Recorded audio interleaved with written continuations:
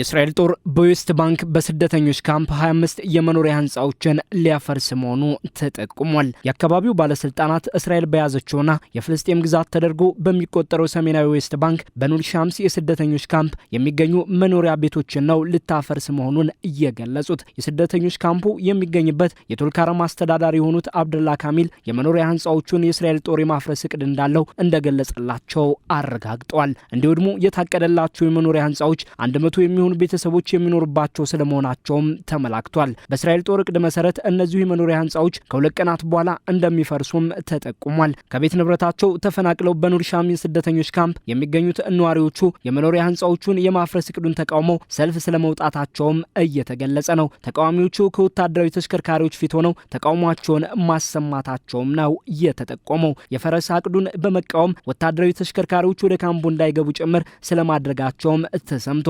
እስራኤል የብረት ቅጽር ወይም አይረን ወር የተሰኘ ዘመቻን በዌስት ባንክ መጀመሯ ሲታወቅ የዘመቻዋ በስደተኞች ካምፕ ውስጥ ያሉ የታጠቁ ቡድኖችን መዋጋትን ያለመ ስለመሆኑ ትናገራለች። የእስራኤል ተቺዎች በበኩላቸው መሰል ስልቶችን የምትከተለው በዌስት ባንክ ያሉ ግዛቶች ላይ ያላትን ቁጥጥርና ይዞታ ለማጠናከር ነው ይላሉ። የአሁኑ የ100 ቤተሰቦች መኖሪያ የሆኑ በስደተኞች ካምፕ ውስጥ የሚገኙ 25 ህንፃዎችን የማፍረስ እቅዷ እስከዛሬም ለአንድ ዓመት የቆየው ሰፊ ዘመቻዋ አካል ነውም የሚሉም አሉ። እስራኤል በዚሁ ዘመቻዋ 3 የስደተኞች ካምፖችን ኢላማ ማድረጓ ሲመላከት 1500 ቤቶች መውደማቸው ይገለጻል። በዚህም 32000 የሚሆኑ ፍልስጤማውያን እንደተፈናቀሉ ነው የሚመለከተው። የቤት ፈረሳዎቹን የሰብአዊ መብት ተቋማት የዌስት ባንክን ጂኦግራፊ ለመለወጥ የሚደረግ ሙከራ አድርገው ይገልጹታል። የፍልስጤም ብሔራዊ ምክር ቤት ኃላፊ ሩሂ ፋቱ የእስራኤል የስደተኞች ካምፕ ቤቶችን የማፍረስ እቅድን ፍልስጤማውያንን አስገድዶ የማፈናቀል እቅድ አካል ሲሉ ነቅፈውታል። እስራኤልና ሐማስ የተኩስ አቁም ስምምነት ላይ እንዲደርሱ በማድረግ ረገድ ዋነኛው አደራዳሪ የነበረችው ኳታር የእስራኤል መንግስት በዌስት ባንክ 19 ሰፈራዎችን ማጽደቁን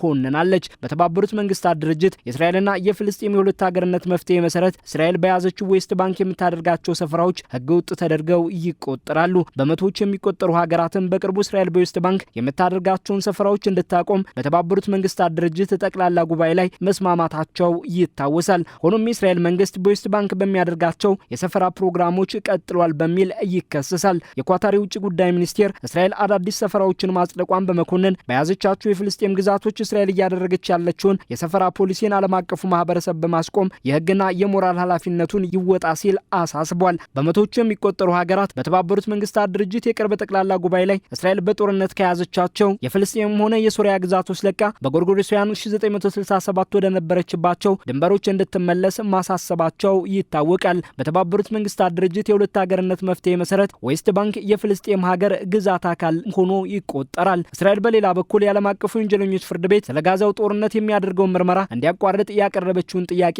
ውድቅ አድርጎታል። የዓለም አቀፉ የወንጀለኞች ፍርድ ቤት ምርመራውም በእስራኤሉ ጠቅላይ ሚኒስትር ቤንያሚን ኔታንያሁና በቀድሞው የመከላከያ ሚኒስትራቸው ዮቭ ጋላንት ላይ ያወጣው የስር ማዘዣም እንደሚቀጥል አረጋግጧል። እስራኤል የፍርድ ቤቱን ስልጣን በመካድ ምንም አይነት የጦር ወንጀል አልፈጸምኩም ስትልም ማስተባበሏ ይታወቃል። ፍርድ ቤቱ ቀደም ብሎ የሐማስ መሪ ኢብራሂም አልማሳሪ ላይ በጦርና ሰብአዊነት ወንጀል ሳቢያ የስር ትዕዛዝ አውጥቶ የነበረ ሲሆን የመሪው ግድያ መረጋገጥን ተከትሎ አንስቷል። የተባበሩት መንግስታት ድርጅትም በጋዛ ሰርጥ ለነዋሪዎች የሚደርሰው የሰብአዊ እርዳታ በእስራኤል ገደብ ሳቢያ መቀነሱን አስታውቋል። ይህም ለሰብአዊ እርዳታ ተቋማት ከሚያስፈልገው በታች የእርዳታ መጠን እንዲያደርሱ እንዳስገደዳቸው ተመላክቷል። የዓለም አቀፍ ተቋሙ የሰብአዊ ጉዳዮች አስተባባሪው ኦቻ ቃል አቀባይ ፈርሃን ሀቅ የተባበሩት መንግስታት ድርጅት በተለያዩ የእስራኤል ባለስልጣናት እገዳ ሳቢያ የሰብአዊ እርዳታን በበቂ ሁኔታ ለጋዛ ነዋሪዎች ለማድረስ መቸገሩን ጠቁመዋል። እስካሁንም ወደ ጋዛ ለመግባት በቂ መተላለፊያዎች አለመኖራቸውንም አጽንኦት ሰጥቷል። እስራኤልና ሐማስ የተኩስ አቁም ስምምነት ላይ ከደረሱ ወራት ቢቆጠሩም እስራኤል እርዳታ በያዙ ተሽከርካሪዎች ላይ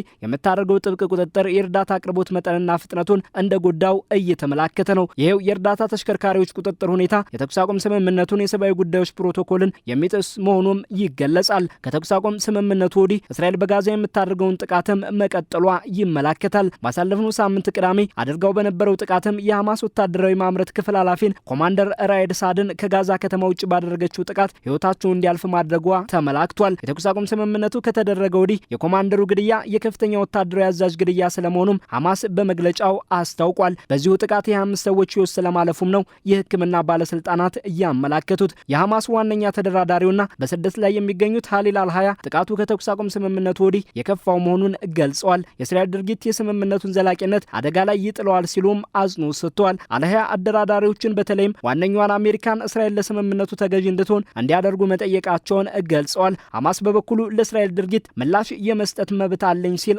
አስታውቋል። ይህም የተኩስ አቁም ስምምነቱን ዘላቂነት አደጋ ላይ የጣለ ጉዳይ ሆኗል። እስራኤል ከተኩስ አቁም ስምምነቱ ወዲህ ፈጸመቻቸው በተባሉ ጥቃቶች በጋዛ ከ390 በላይ ሰዎች ሕይወት ማለፉን መረጃዎች ይጠቁማሉ። እስራኤል በበኩሏ የቅርብ ጥቃቶችን የፈጸመችው በወታደሮቿ ላይ ታጣቂዎች ጥቃት መፈጸማቸውን ተከትሎ መሆኑን ትገልጻለች። ወታደሮቿ በተኩስ አቁም ስምምነቱ እስራኤላውያን የበዙባቸውን የጋዛ ክፍሎች ከሌላው የሚለየውን የሎ ላይንን ያለፉ ፍልስጤማውያን ላይ ወታደሮቿ መተኮሳቸውንም ትገልጻለች። ከተኩስ አቁም ስምምነቱ ወዲህ 3 ወታደሮቿ መገደላቸውንም አስታውቃለች። እስራኤልና ሐማስ የተኩስ አቁም ስምምነቱን በመጣስ እርስ በርስ ሲካሰሱ፣ አደራዳሪዎች በሌላ በኩል የተኩስ አቁም ስምምነቱ ወደ ሁለተኛው ምዕራፍ እንዲገባ ፍላጎታቸውን በማንጸባረቅ ላይ ናቸው። እስራኤል ሐማስ የመጨረሻውን በሕይወት የሌለ ታጋች አካልን እንዲመልስ ለተኩስ አቁም ስምምነቱ ሁለተኛ ምዕራፍ ለመሻገር እንደ ቅድመ ሁኔታ አድርጋ ስታስቀምጥ፣ ሁለተኛው ምዕራፍ ሐማስ ሙሉ ለሙሉ ትጥቅ እንዲፈታ የሚጠይቅ መሆኑ ወደዚህኛው ምዕራፍ የመሻገራቸውን ነገር አጣብቂኝ ውስጥ አስገብቶታል። በጋዛ ያለው የሰብአዊ እርዳታም ከተኩስ አቁም ስምምነቱ ከተደረገ ጀምሮ ወደሚፈለገው ደረጃ አለመድረሱ እየተገለጸ ነው። የሰብአዊ እርዳታ ተቋማት ለጋዛ ሰዎች በቂ የመጠለያ ድንኳኖች አለመኖራቸውን ያነሳሉ። በተኩስ አቁም ስምምነቱ መሰረት በየዕለቱ 600 እርዳታ የጫኑ ተሽከርካሪዎች ወደ ጋዛ መግባት ቢኖርባቸውም በጣም ባነሰ መጠን እየገቡ ስለመሆናቸውም ይጠቀሳል። በጋዛ ምድር የእስራኤል ጥቃት መቀጠሉ ሐማስ ምላሽ የመስጠት መብት አለኝ ማለቱ እስራኤልና ሐማስ ያደረጉት የተኩስ አቁም ስምምነቱ ወደ ሁለተኛው ምዕራፍ የመሻገሩን ነገር አጣብቂኝ ውስጥ ከቶታል። እስራኤል ላለፉት 1 ዓመት ሲፈጸም የነበረ የዌስት ባንክ መኖሪያ ቤቶችን የማፍረስ እቅዱ አካል ነው ቢባልም በስደተኞች ካምፕ የሚገኙ የ100 ቤተሰቦች መኖሪያ 25 ህንፃዎችን የማፍረስ እቅድ እንዳላት ተገልጿል። በጋዛ የተኩስ አቁም ስምምነት ከዋነኛ አደራዳሪዎች መካከል የሆነችው ኳታር ደግሞ ዓለም አቀፉ ማህበረሰብ እስራኤል በያዘችው ዌስት ባንክ የቀጠለችውን የሰፈራ ፖሊሲን እንዲያስቆም ጠይቃለች።